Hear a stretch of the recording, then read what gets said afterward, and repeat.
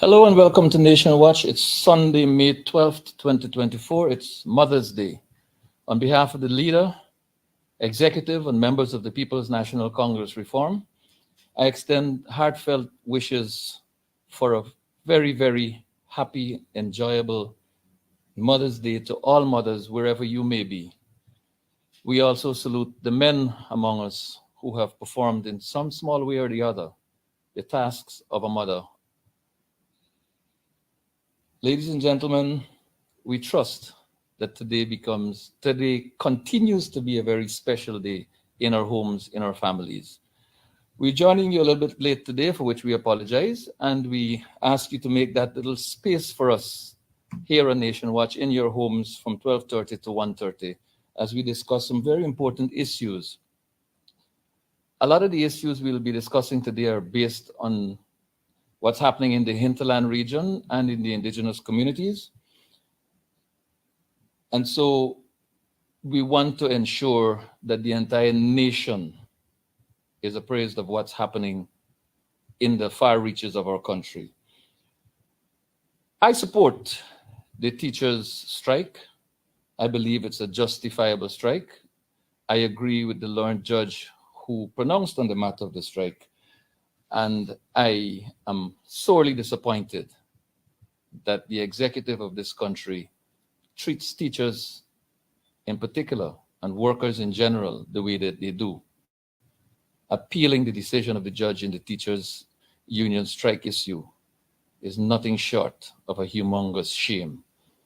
But let's look at how the People's Progressive Party, that bipolar party, treats with our workers. On the one hand, when they were in opposition, Mr. Jagdeo had a particular position with respect to the teacher strike. In government, his position is completely different. It is either this gentleman is wacko or he believes that people forget very quickly. Let's look at an independent newscast as it reports on Mr. Jagdeo and the PPP's position with respect to the Ghana Teachers Union strike. Let's look. Crisis because this government has refused to negotiate in good faith with the teachers. This is the duplicity from worm-like creatures. I must say that, worm-like creatures, crawling creatures. That's the feeling I get all the time, a slimy feeling. And so we support. This is not a political strike. That was Vice President Bar Jagdeo in 2018 when he was opposition leader, throwing his full support behind the teachers' strike action. Fast forward to 2024, now the Vice President, Jagdeo and his government has been accused of failing to engage in collective bargaining with teachers who are currently on the picket line for better wages to feed their family. And what is wrong with collectively bargaining with the union on salaries? Let them submit proposals, you look at them, Frankly exchange. speaking, now that I've had chance to go through in great detail where the state of the union, sometimes you're busy and you don't look. I accuse the media of doing that, but we too didn't pay enough attention. With this state of affairs, these are not credible. This is not a credible body anymore. He was asked by reporters at his weekly press conference on Thursday multiple times whether he will meet with the Guyana Teachers Union for collective bargaining.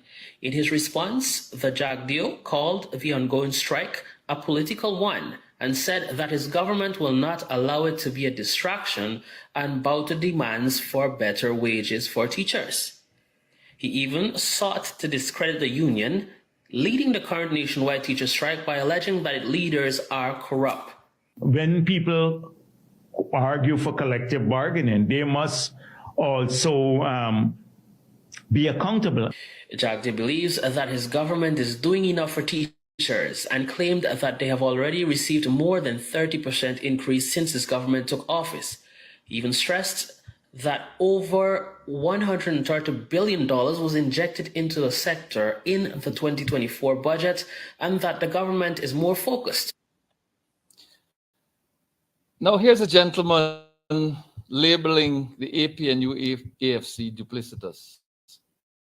What do you make of his shifting positions from one end of the spectrum to the other? What do you make of Mr. Jagdeo's pronouncements on the teachers' union strike while in opposition and now in government? Our teachers know best. Many of them, if not most of them, are women, mothers, and some of them are single mothers. And all of them are squeezed by the very, very difficult circumstances that we live under, with the out of control cost of living on miserly wages. So the teachers will know that we support them. They know that their cause is justified, and they know that in the end, labor will win. Labor has always won. The People's Progressive Party came out of the bowels of the labor movement. The People's National Congress came out of the labor movement. Ladies and gentlemen,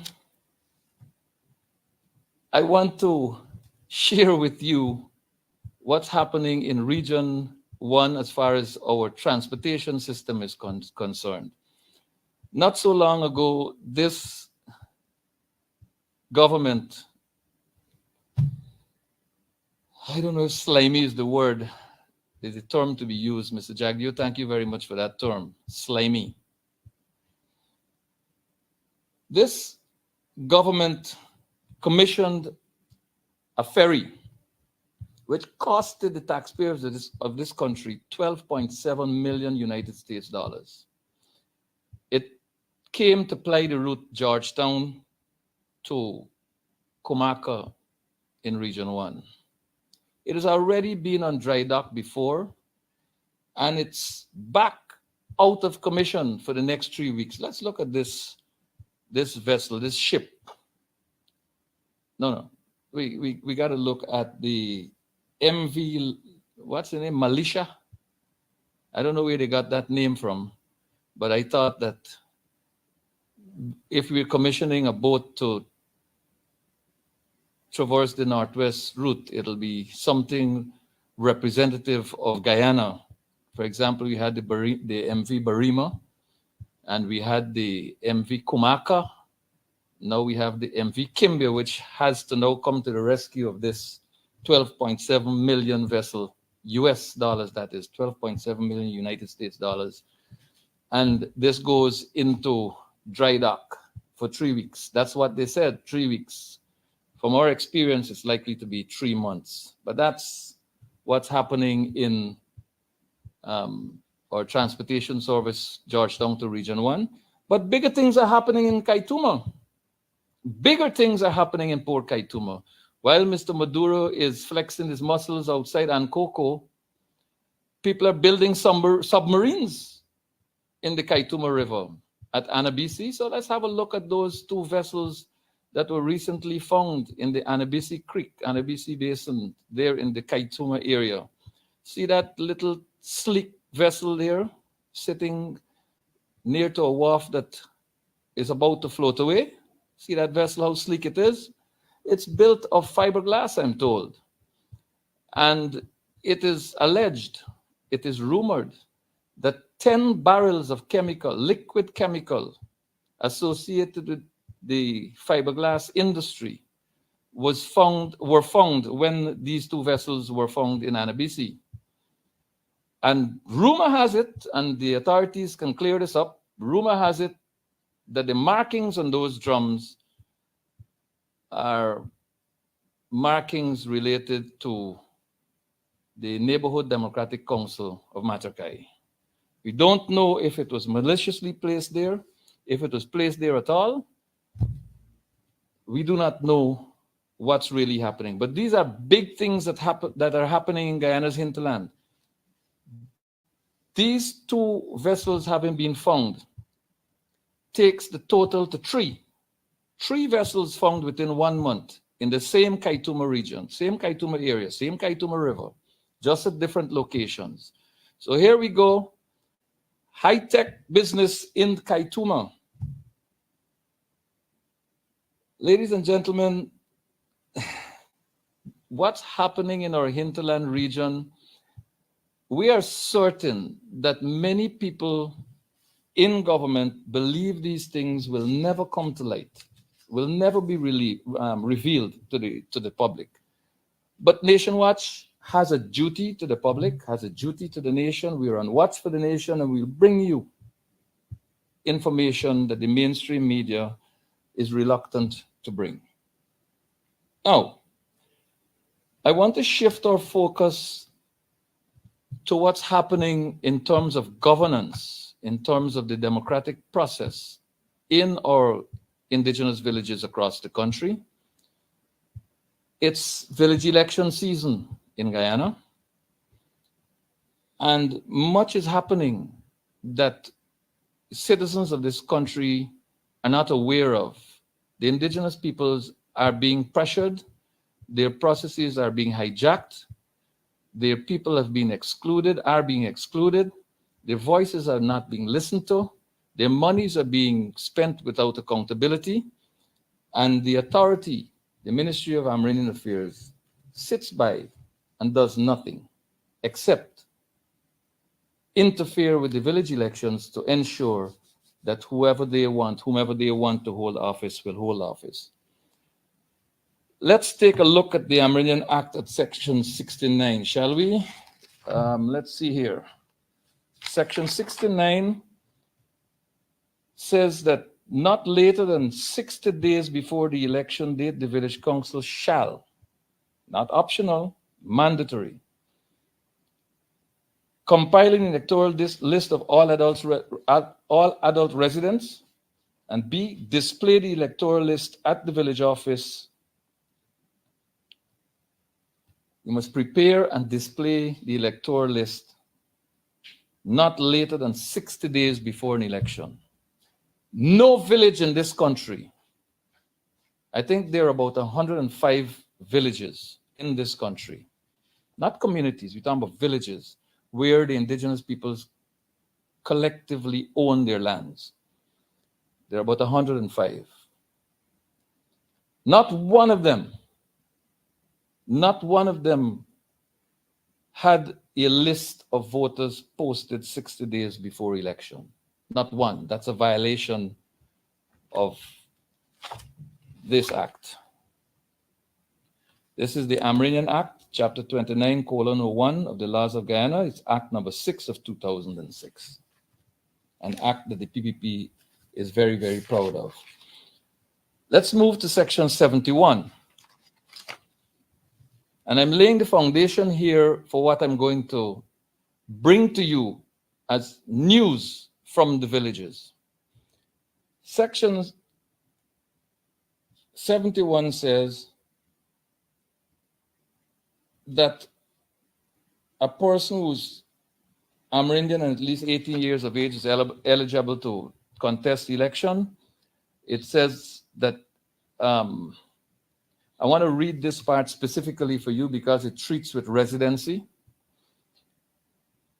And I'll take it in the entire context. A person may not stand for election or be elected as a councillor unless he has been continuously resident for a period of no less than 3 years immediately before his nomination, provided that if a person has its principal home within the village, any absence from the village for education, employment, or healthcare shall be disregarded in determining continuity of residence. It means, therefore, if you are in school seeking medical attention or you are employed outside of the village, the period for which you're outside of the village shall not be counted as absent. There's a particular reason why I'm raising this with the audience today, because there are issues which will flow from this that are very important issues. At Section 33, the Amerindian Act provides that the minister may arrange for a final audit to be carried out of a village council by an independent auditor at any time during a village council's term in office. provided that the minister shall give the village council 2 weeks' notice, and so on. And it goes on to say at section 33(3), not less than 3 months before the date of a village council election, the minister shall arrange for a general audit to be carried out.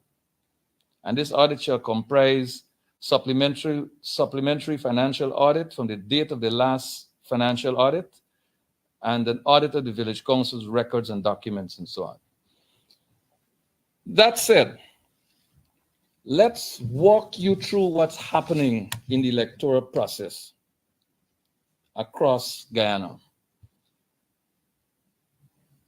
In Region 1, at 4 miles, 4 miles is the titled Amerindian village. At 4 miles, when the People's Progressive Party titled 4 miles, it was known that somewhere in the region of between 90 and 95% of the people were not living within the boundaries of the village. It was known. The People's Progressive Party prepared a title, left it behind, and the APNU AFC administration handed that title to the people of 4 miles, only to learn that between 90 and 95% of the residents of 4 miles, or those persons categorized as residents of 4 miles, were living at the buffer zone on the 2 sides of the public road, outside of the titled village boundaries. At the moment, residency is being defined very, very, very precisely for specific villages. Villages such as Princeville in Region 8 and Camarang in Region 7, which we will come to. Also in Region 1, let's look at Baramita. Baramita had a Tushao who had died. We will look at some receipts in the process, and we'll look at a letter on screen. Following the death of that Tushao, he passed away, and I think his deputy assumed responsibility for as Tushao. And the residents have since been complaining that tens of millions of dollars have been collected in tributes from minors. And there's a letter here that we will show to you where the residents have complained about what's happening in Baramita and the absence of accountability. Here's that letter where the villagers are saying that they are not comfortable with this person being nominated as a Tushao. And the response, unofficial or otherwise, was that the person is not convicted of a criminal offense and therefore has to be allowed. Now, an audit can fix this problem. The audit I referred to being mandatory in section 33(3) could be done, and this matter could be treated with. Now, here's a sample of some receipts from the village of Baramita, which people allege are not reflected in the books of the village, and which people allege have not been used for the benefit of the village. We'll try to get you these receipts to look at. The range, this one is, let's get them up on the screen there, please. This one is what, $4.5 million. There's some for $5 million. Put them all up for me, please. Right, so there is a receipt from not so long ago for what, $4,500,000. We'll move on. We'll look at a few others. $5,071,500 as recent as a few months ago. $400,000, first $4 million. Wow. So these are samples of receipts from Baramita, which the villagers allege are not reflected in the books of the village, and which villagers allege have not been used for the benefit of the village. And so the violation of the Amerindian Act, the violation of section 33(3) of the Amerindian Act which mandatorily requires an audit 3 months before the election, is causing the people in Baramita much stress, unease, discomfort. And nobody at the Ministry of Marine Affairs is dealing with this matter. The minister seems to be on leave at a cricket game, or maybe in a casino, who knows? But she's clearly on leave. Over at Region 2, I'm sorry I didn't get the petition to work with, but several months ago, a petition was filed with the Ministry of Marine Affairs in the village of Wakapo. I'm giving you samples here, you know. I don't want to give you every village. We have information on most of these villages, but I'm giving you samples. The villagers are alleging that $50 million have been spent in Wakapo. No project has been completed. There's no accountability for the expenditure of the sum. These are allegations, and they're contained in a petition addressed to and delivered to the Minister of Marine Affairs, as well as the National Tushaus Council.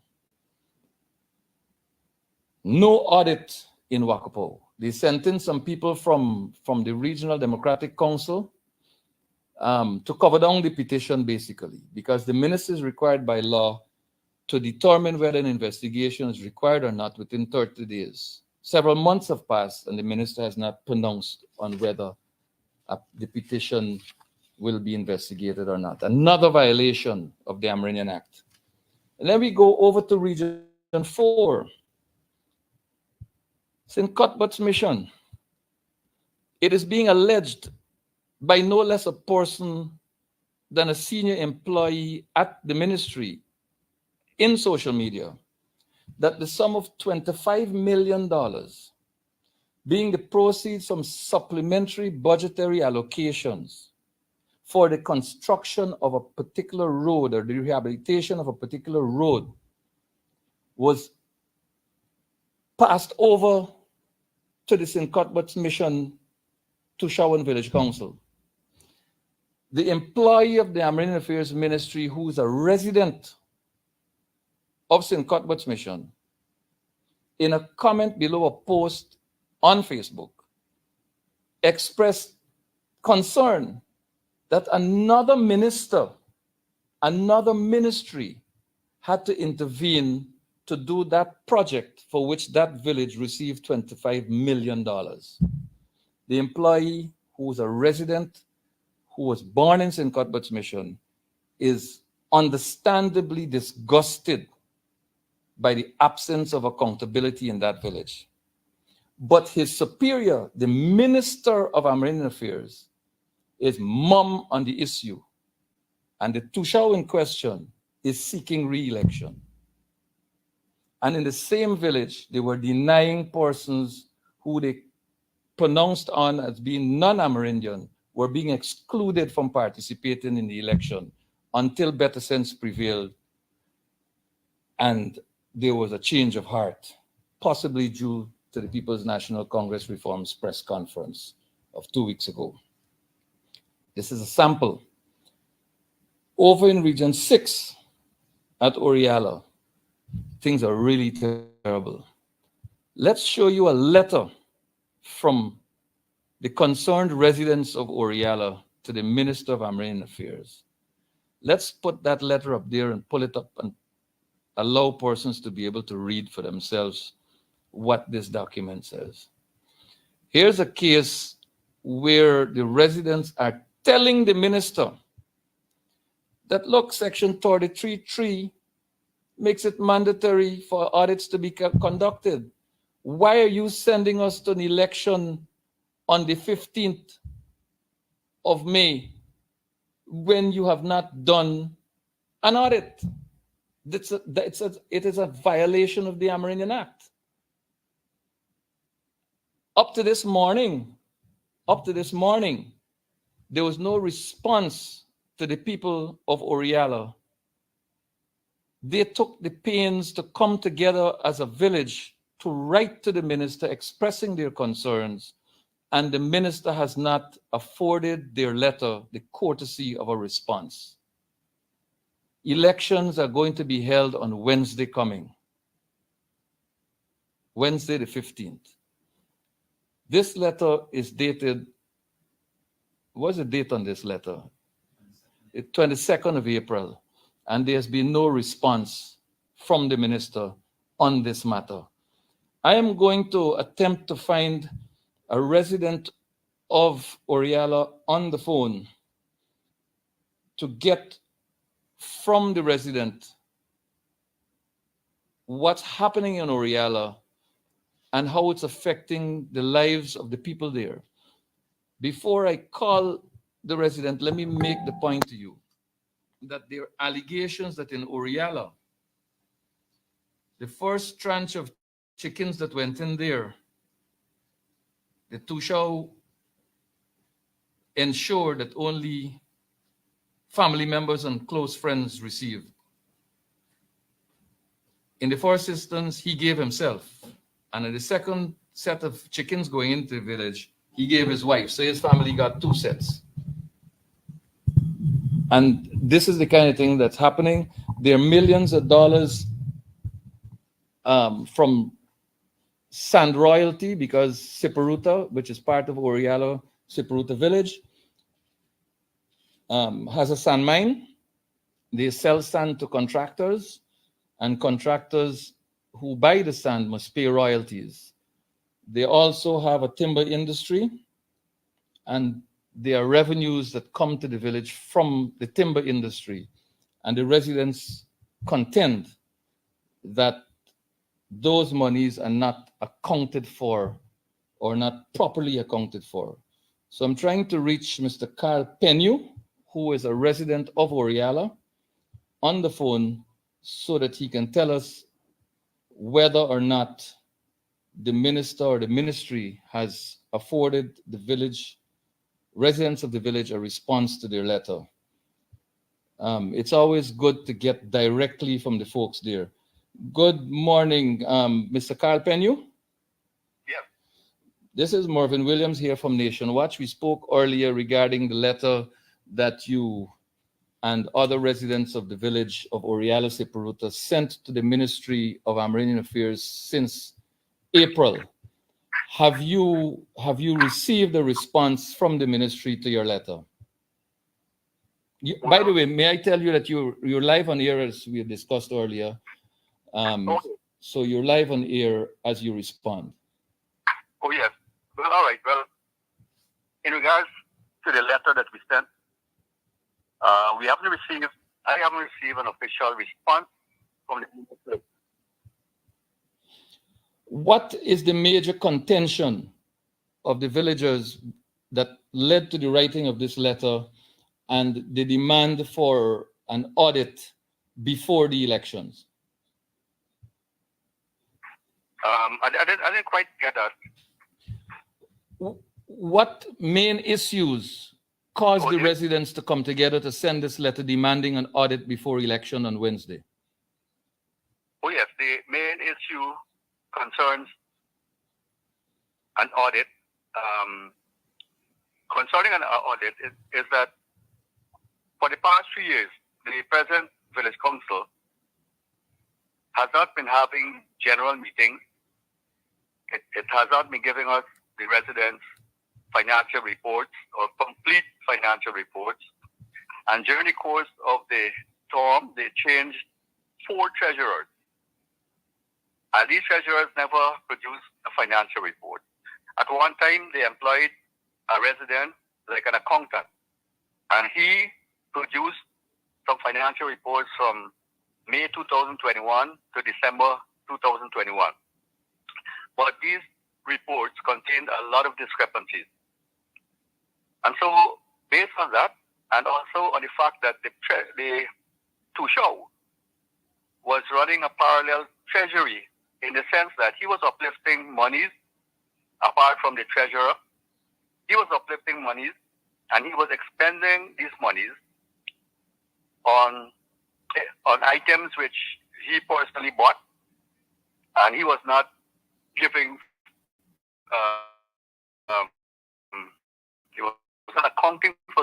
he was not giving the treasurer at the time the bills and receipts for those items. And so, in fact, when the accountant prepared financial reports, those financial reports that I mentioned about, on each month, for each month, he gave what he called an addendum to the report. And that addendum contained the income and expenditures which the two show prepared. Mr. Penn, you tell us quickly, please, what is the approximate amount of money from royalties for sand and revenues from the timber industry that the village believes has not been properly accounted for? Give me a ballpark figure, please. Okay, well, for the 3 years, it will be 3 presidential grants, and that should amount to 4.5 million. And the LCDS grant that was given last year, 24 million. This is 28. Well, I can only guess from sand income, I would average over $50 million. In total or from sand alone? Yes, everything. It might be more than that, you know. So we're looking at $28.5 million from grants. Yes. And in addition to that $28.5 million, you're looking at revenues from sand and forestry. So yeah, it's going to be more than that. It should be about 40 million. About what, sorry? About 40 million from sand and log 40 royalty. million from sand and log? Because sand was being sold every single day, up to now, up at present. So we're looking at in excess of $68 million that the village believes not to be properly accounted for. And the government is not moving on the request of the village to conduct an audit before elections. This is in summary what you're saying. Yeah, that's correct. All right, Mr. Penny, thank you very much. We have some other issues to deal with, and we will continue this conversation off air at a later and more convenient time. Thank you very much for your time. Okay. And my regards to the village and all of the residents there, and I trust that the Minister of Armenian Affairs will let better sense prevail and let there be an audit. Thanks again very much for coming through. Right. So that was Carl Penyu from Oriala Siparuta in Region 6, the only Amerindian village in Region 6. And might I say to viewers that there are 3 regions, each with only one single Amerindian village in it. So the People's Progressive Party will try to ensure that in order to control the National Tushaus Council, they determine which person from their camp is elected Tushau. And those villages are in Region 3, Santa Aratak, the only village in Region 3. In Region 5, there is Moraikabai, and in Region 6, there is Oriala Siparuta. So of the 10 regions, there are 4 regions with a single village. And whoever is elected Tushau in each of those 4 villages automatically become a member of the National Tushaus Council. So the PPP's effort will be focused on ensuring that the 4 Tushaus from Santa Aratax and Cuthbert's Mission, Moraikabai, and Oriala Siparuta will be their persons to give them leverage at the NTC. We move forward to Region 7. The residents of Region 7 wrote to the Minister of Amerindian Affairs, and we look at that letter now. Here's what happened. In Region 7, and I believe I'll be able to speak with Tushau Thomas in a short while. But here's the background to what's happening in this particular village in Region 7. The sitting Tushau, we'll put the letter up so you can read it. The sitting Tushau was elected while Pauline Sukai was Minister of Amerindian Affairs 3 years ago, while the legal advisor at the Ministry of Amerindian Affairs is the same lovely young lady, while the returning officer, who is the regional executive officer, Mr. Corwin Ward, is still the REO. Mr. Lemel Thomas was elected to show of the village. Could we get the letter up so that persons can see exactly what is being contended by the village of Camarang in Region 7?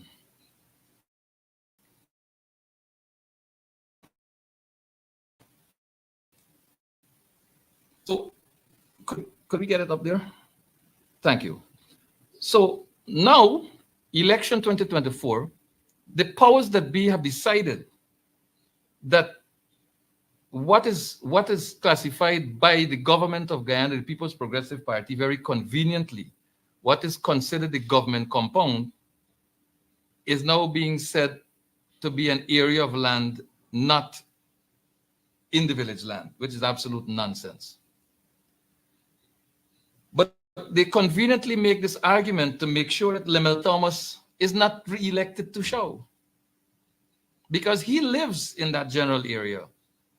They made that decision so that a long-standing PNC activist and former village captain, as it was back in those days, and also a former Tushao within more recent times, who is also a member of the Regional Democratic Council, a counselor for the AP and UAFC on Region 7 RDC, Norma Thomas, is excluded from the process, cannot be a candidate for Tushao at this election. And they know that the 115 plus people living in that area will not vote for a People's Progressive Party candidate. And so they've decided that this area is not within village lands. So that Tushao Thomas, who was elected under the same administration, under the same minister, under the same REO, under the same returning officer, and while the same legal advisor is in place at the ministry, is now excluded from the process, cannot be a nominee. Let's look at the list of persons who have proudly put their names up as an addendum to this letter, which was sent to the Minister of Amerindian Affairs. And again, this letter has not been granted the courtesy of even an acknowledgement from the Minister of Amerindian Affairs. These people live on that area. The government, the PPP, has decided that this is a government compound. It is not within village lands, and therefore you cannot be a candidate, but you can vote. Well, the force said they can't participate at all. But they seem to have come around to a position now that they may be able to vote. And this is why I raised earlier the conditions prescribed in section 71(1)(c), where absence from the village shall not be considered if you are out there seeking in employment, studying, or seeking medical attention. But we'll get deeper into this conversation on eligibility later on. Let us look at the title issued by Hugh Desmond Hoyt in 1991 to the village of Camarang King. And while you look at this, I want you to pay keen attention to the name of the village, Camarang King. I had a conversation with Mr. Corwin Ward, the REO, who is the designated returning officer for the elections, village elections of Region 7. I'd like you to pull, please, this thing closer so persons can read the name of this village, right?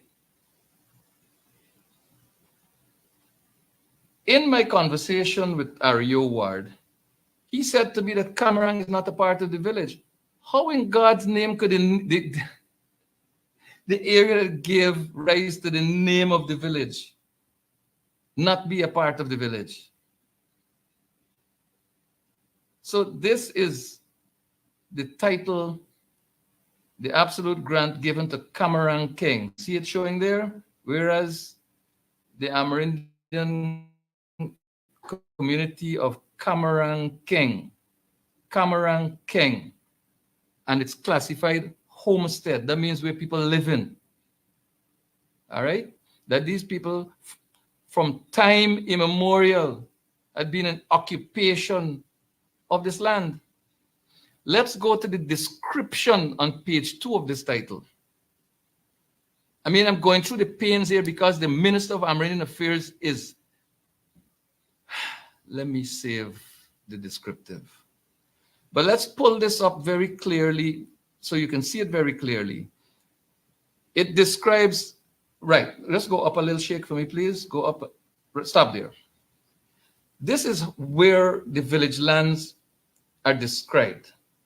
And if you look at the bottom there, right there, it says, save and accept the government station at Camarang. The government station at Camarang. The Minister of Amerindian Affairs and the REO are operating on the basis of an interpretation that says the government compound. And they're including the entire Camarang hilltop there, the airstrip, the school, the police station, the play field, the entire area's government compound. Absolute rubbish. A government station in the interpretation, in the understanding of the people of Camarang King, which I share,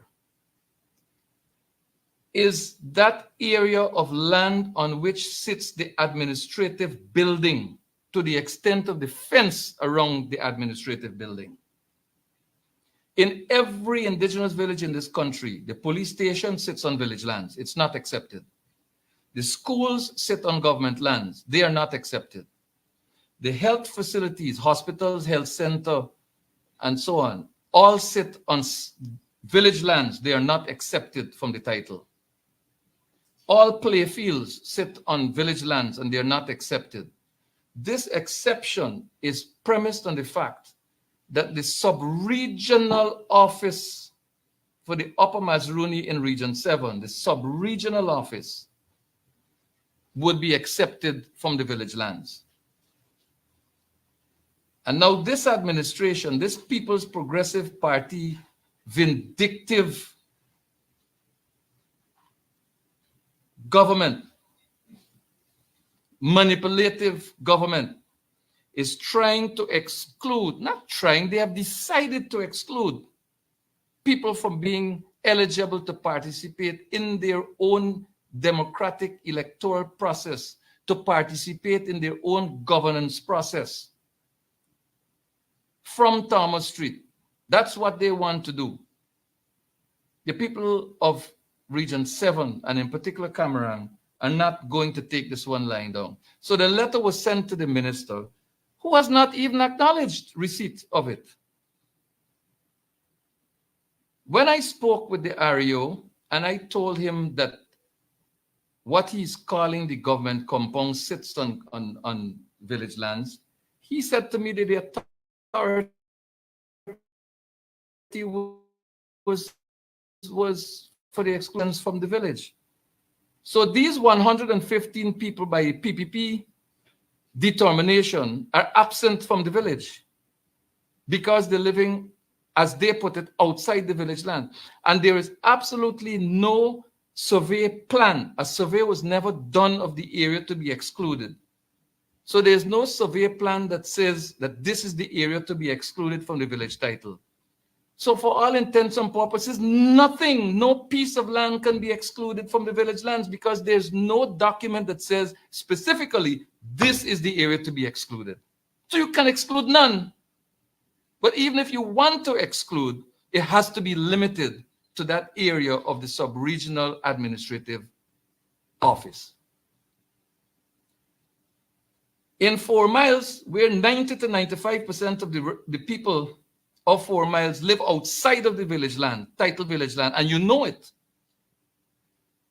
All of them are participating in elections at village 4 miles village.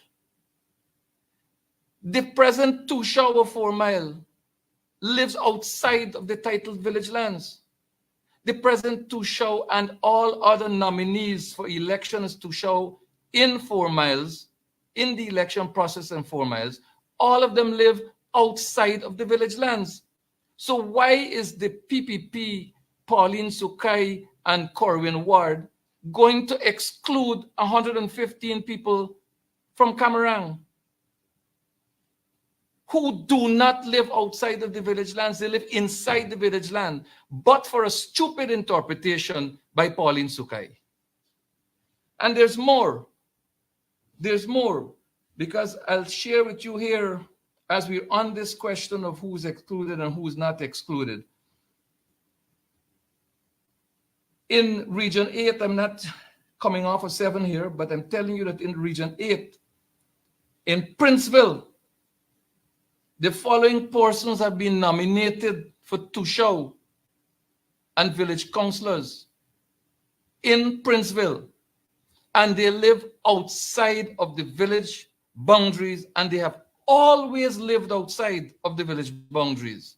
But Pauline Sukai has direct responsibility, political responsibility for the PPP in Region 8. And these people have been nominated. Godfrey Eustace Edwards.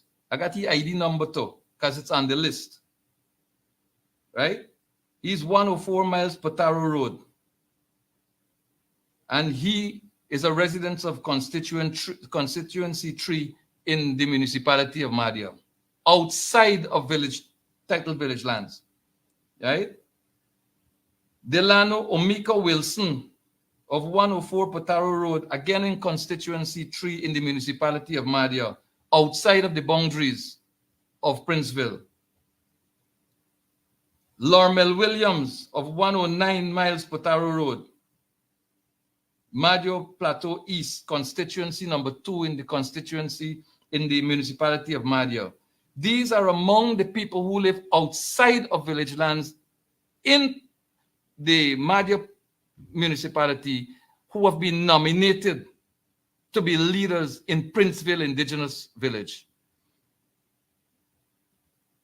If you are beneficial in your use to the People's Progressive Party, you're in. If they see you as a person who will stand up for the rights of your people, they will exclude you.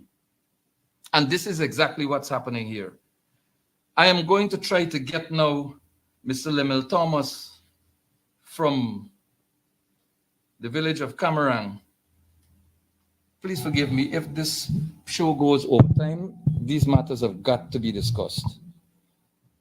So I'm trying to get Mr. Lemel Thomas now from Camarang to speak to this issue of what's happening in terms of the letter. My last information is that there has been no response coming from the Ministry of Amerindian Affairs with respect to the letter that was sent off by the residents of Camarang. That is the last information I have. So if we can get Mr. Lemel Thomas, I did tell him that I call him before 1 o'clock. Unfortunately, we started the program a bit late, and so here's where we are. Yeah, good afternoon to Shaw Thomas, Mervyn Williams, Nation Watch. Based on our earlier conversation, I'd like to put this phone on speaker so that you can be heard live around the world as we discuss very, very briefly the matter in Camarang. Are you okay with that? All right, I'll put you on speaker now. Would that be okay with you? Okay. So, ladies and gentlemen, this is Mr. Lemel Thomas, elected to Shaw of Camarang Keng in Region 7. Like I said, when he was first elected 3 years ago, the Minister of Amerindian Affairs was the same person, the returning officer on REO was the same person, and the legal advisor, the same person. To Shaw Thomas, what's happening in respect of the letter that the village residents sent to the Minister of Amerindian Affairs some time ago? Has there been a response to the best of your knowledge? To my knowledge, up to this time, there is no response as yet, but we are awaiting in this new week. Your elections are scheduled for Tushawan village councillors for next Friday. Is that correct? Not next Friday. This Friday, the 10th of May, 2024. Okay, Friday coming then. Right. So yes. I gather from the letter and from other persons in Cameroon that I've spoken with that they're very, very unhappy that the powers that be have determined that the area in which you live has now been categorized as the government compound, and more than 115 people, including yourself, have been excluded from the process. Is this alarming enough? Are you going to meet to discuss this issue to come to a position finally on it before the date for election? Yes, it is a matter for the entire community. Most of the residents are unhappy about this new development. And so those who are living on the claimed government compound, Claim the government some compound. of them are indicating that they will not be taking part in the election process because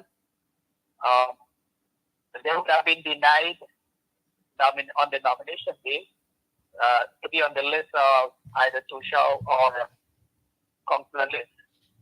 And so some have already voiced their decision that they will not be participating on the Friday. And so to have our understanding better on that, we will be having our public meeting on Wednesday afternoon at 1:30, so that we can listen to the majority of persons what is the decision they are taking, and then know what to do next. All right, I had two conversations by telephone with Mr. Corwin Ward, who's the REO of Region 7 and returning officer for all village elections in Region 7. I think I spoke with him on Wednesday, twice. I made the point to him then that the village shares a common understanding, the villagers share a common understanding that the title document speaks to the description of the village Cameron King and saves and accepts the government station, which the village holds as the administrative compound and nothing else. And so he said that he was seeking advice from the Ministry of Agrarian Affairs and Lands and Surveys, among other agencies.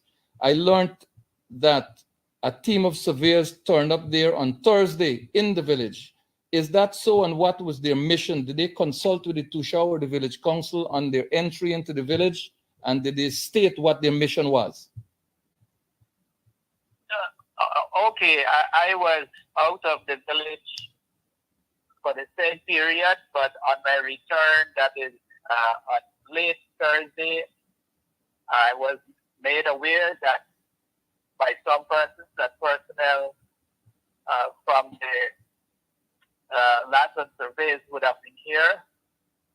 The next day, I met with the AREO, the administrator on this compound, to inquire about it, but he was not aware that the persons already reported who were here. He did not know because nobody reported to him about their presence.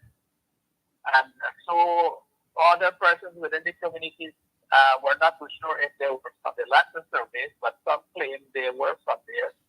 They would have done some work, but nobody to say exactly what the object is. So I cannot say at this moment exactly what the date, but it was assumed that they were doing some work on behalf of the health ministry.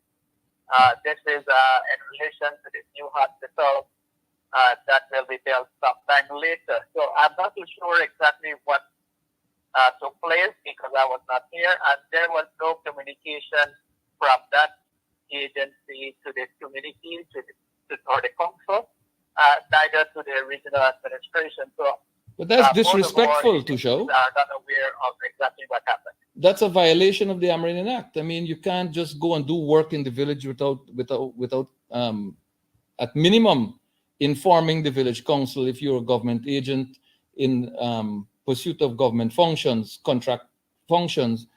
At minimum, you need to notify the village that you will be there. I mean, otherwise you'll have to seek permission. So this seems to be. I am aware and that transpired, and that is what happened. So the village will decide on Wednesday what position it'll take with respect to the election, whether to participate or not to participate. Is that what you were saying earlier?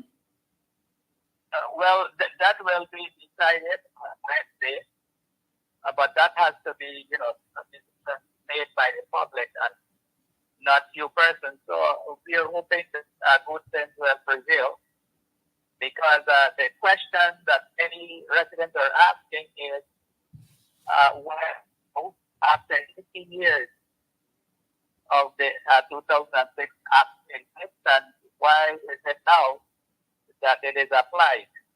And so they are confused. And so even though explanations were made by the officer concerned, that has in relation to Section 71B, I think, they are still not too clear as to why. Now, here is another problem that is bothering them. They cannot be allowed to be on the list of Tushao or Kongsa as nominees. Why were they encouraged to vote on that election day? So that is another question hanging. Yeah, it is a contradiction. So after 33 years of title, the PPP administration now is excluding indigenous peoples from the governance structure, from the democratic process of governance in their own village, after 33 years of holding a title. Because your title is 1991. Yeah, that can be, yes. A great inconvenience and a social disturbance to the community and the rest. It is divisive, isn't it? To be excluded, for one section to be excluded and one section to be treated as royalty, to be included in a process from which the others are treated like rogues being excluded. I mean, we have former village captain Norma Thomas, who lives in the same area with you. You have your own homes which you constructed, which you have been living in for decades. And now you're suddenly told that having held office before, you're no longer permitted to do so. I mean, how fair is that? How reasonable is that? Well, that is the argument and frustration expressed daily. And the other problem is there is no official document to say exactly the area covered by the government station. Exactly. And so we don't have that document that can guide us to say exactly from point A to point B what is the area covered. So legally you can exclude nothing. You can exclude nothing because there's no defined area to be excluded. You know? Yes, I do agree. Okay, Tushao, thank you very much. And I hope that you have a very fruitful village general meeting on Wednesday, and that the residents deliberate on this matter in an impartial way, as they usually do, and come up with a decision that is binding on all of the villagers going forward. And I trust that the demand of the village for the inclusion of these persons is heard. I shudder to think that the village will stay away from its own election because of political interference. But I wish you and the village well. I trust that you are successful in your bid for return to the office of Tushao. God bless. Until we meet again, we'll talk. Thanks again. Okay. Thank you for the space you provided on your program. And, we need more spaces to voice our concerns across Guyana, and that we need more communication of this nature, and so we can learn one another and resolve our matters faster and in good. Thank you for the opportunity offered to me. Thank you. Thank you very much, Tushao. Have a good day. That was Tushao Limel Thomas of Cameron King. We move on to Region 8. I think we're about 2 minutes over time, but we'll take a couple of minutes here. 2 Thursdays ago, the leader of the opposition hosted a press conference in which the matter of the village elections were dealt with in some detail. not as much detail as we're dealing with it now, but part of what we dealt with was Marble Thomas, former Tushao of Campbelltown in Region 8, who was unlawfully removed from the elected office of Tushao by Pauline Sukai soon after the People's Progressive Party assumed government in 2020. Marble Thomas, in accordance with the act, did not make herself available for election in the elections immediately following her removal, unlawful though it was. Marble Thomas was nominated in elections 2024 for the office of Tushao, again in Campbelltown. Her name was mounted on the list of nominees for Tushao, following which she said publicly that the returning officer received a phone call and announced that he's received instructions to remove her name from the list. After we dealt in detail with the legitimacy of the nomination and the inappropriate behavior of the returning officer, Marble Thomas received a call 2 days ago from the Tushao telling her that the REO made a mistake in removing her name from among the list of nominees for the office of Tushao, and that he was going to restore her name to the list, and that the Tushao will do what is necessary. Although we're happy to hear the name reinstated, Marble Thomas's name reinstated to the list of nominees, an injustice was done publicly. That injustice must be apologized for publicly. The returning officer must publicly tell the people of Campbelltown that Marble Thomas is eligible and is properly nominated to stand election for the office of Tushao in the village of Campbelltown in Region 8. It must be public. It must be written and posted across the village together or next to, together with or next to the voters' roll. So everyone must know that Marble Thomas is eligible. Not a case, there must never be a case where people come to vote and upon arriving at the polling booth, having casted their vote for somebody who they know was nominated on that day, exit the booth and then discover that Marble Thomas was eligible to be voted for, and that was their preferred candidate. It is unacceptable. They must publicly apologize to that good lady. They must publicly state that she's eligible, and they must publicly place notices to that effect, together with or next to the voters' roll. And we here at Nation Watch, and we here in the People's National Congress Reform and the parliamentary opposition, are happy to have made a contribution to at least one little return to an act that is necessary within the democratic process of governance inside our indigenous villages. Let's take a look now at the election process in St. Ignatius Village. The people in St. Ignatius in Region 9 are calling for an audit. The minister again is not listening.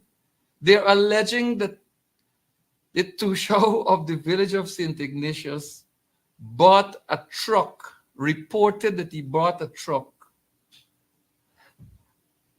And the village don't know where the truck is. It is alleged that a price was presented to the village for this truck, and no one knows where this truck is.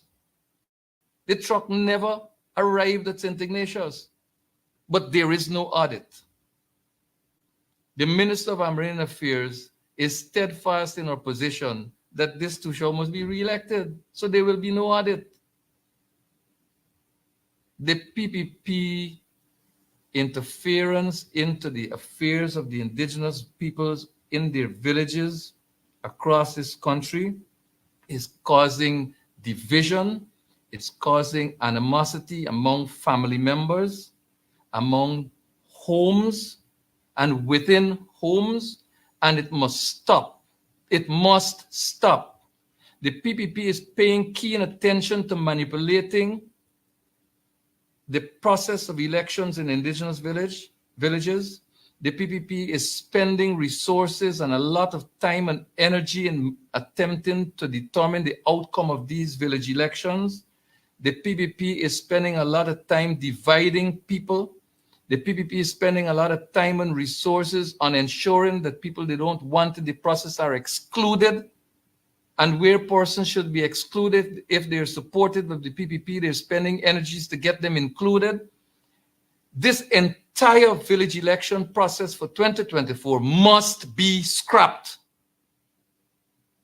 The entire process must restart from zero with audits for villages. I know you can't do all 105 villages. You say you got more than 100 other communities.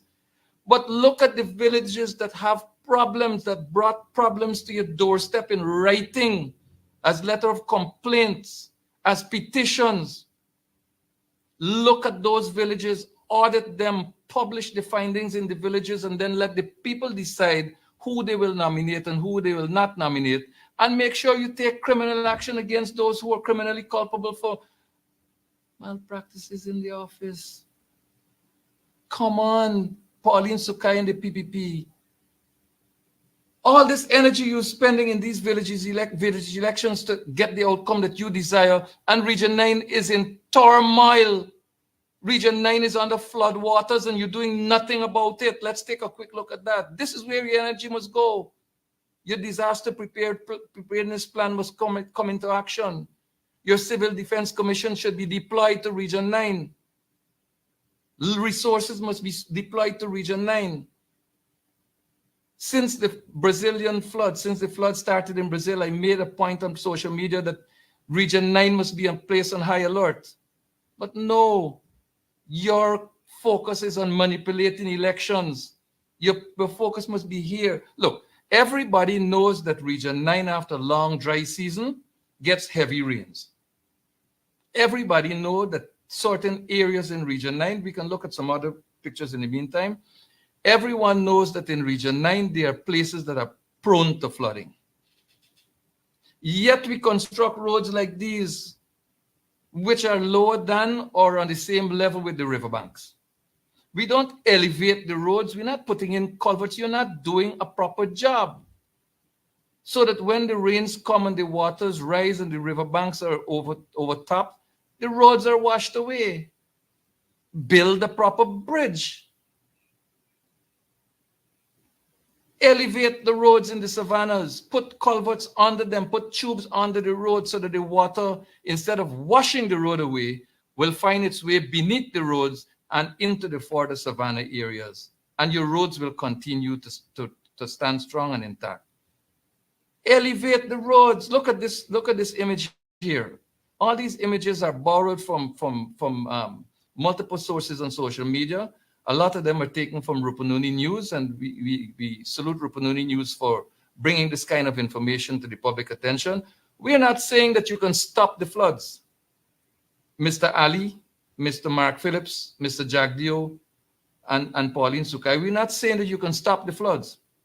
We're saying that you know that this is an annual occurrence. We're saying that you know that whenever Brazil suffers floods, and we are sympathetic to the government and people of Brazil in this regard for lives lost and people unaccounted for. It's good to send such messages, Mr. Ali, to our neighboring country who shares a lot of resources with us and training and education and military upliftment and aid and so on. But given the fact that this is what is happening in Brazil, we must be prepared in Region 9, in the Rupununi region, for this eventuality. We continue to look at some additional and different footage and photographs as we go along. But this is where your energy must be. Here is where your resources must be expended. Here is where you must be present, not interfering in the democratic processes of village elections, not manipulating elections to get the outcomes that you want, not trying to control and dominate the people in their villages. Look at how these people have got to work on their own without assistance from the government of Guyana to fix a bridge across a creek that overtopped and washed away the road that you can't maintain, that you refuse to properly maintain and construct. Here's the inconvenience. It takes now 36 hours for a minibus from Georgetown to get to Lethem. 36 hours because of the condition of the road. And a lot of that could have been avoided had the maintenance work on this road, on this trail, been on par with what is required. This is not fair. Why must these people be laboring like this to get where they have to go? When this is a government responsibility. We look at some additional footage. People must see what's happening. These are all borrowed from people's social media accounts on Facebook, so that you can see what is happening here. Some of them are pictures sent directly, and some of them are borrowed. This is a shot of people trying to get across a creek with a motorcycle. And you complaining about flooding in Georgetown when your ankle getting wet? This is what indigenous peoples have got to go through. This is a bridge. This bridge is at Karasabai. It's not the one that attempted to burn down when we were there. There's one before that when you're going into the village. Right? The creek, the level of the water in the creek is now higher than the level of the bridge. If you construct the road in such a way that it is elevated, the bridge will equally be elevated, and the rising levels of the water would not affect people like this. Over in Tiger Pond, you can't access the village. If you're trying to go into Tiger Pond, there's a picture somewhere here coming up. You can't go into the village, but here is where your oil revenue must be spent. Here is where your interference, for want of a better word, must take place to make the lives of the people of the hinterland, Guyana, more comfortable. Now, if you look back at this shot here that was just on the screen, you will see that if this road is elevated by 3 or 4 feet, the swamp on both sides of the road will not affect it. But again, this road is built in the middle of a swamp with no conduits below the road surface for the water to pass through. And so the water, in trying to get from one side of the road into the other side of the road in the swamp, will wash the road away. But the PPP is happy with this because they get to do the road every year. And people get rich off these things. But I want to show you the Pirara Bridge before I go. You know, it's annoying. The Pirara Bridge, the construction of the Pirara Bridge started 2 years ago or more. It had a completion date of somewhere within a year. But this is what the Pirara Bridge looks like right now. Nothing. You can't even walk across it because there's no decking. All there are beams sitting atop the pillars. And people are using a bypass bridge next to it, which is made of wood, which you'll see now, which is significantly lower than the Pirara Bridge. And by tomorrow, that is going to be covered. When the Pirara Creek overtops, that's going to be covered. How are you going to get into Lethem?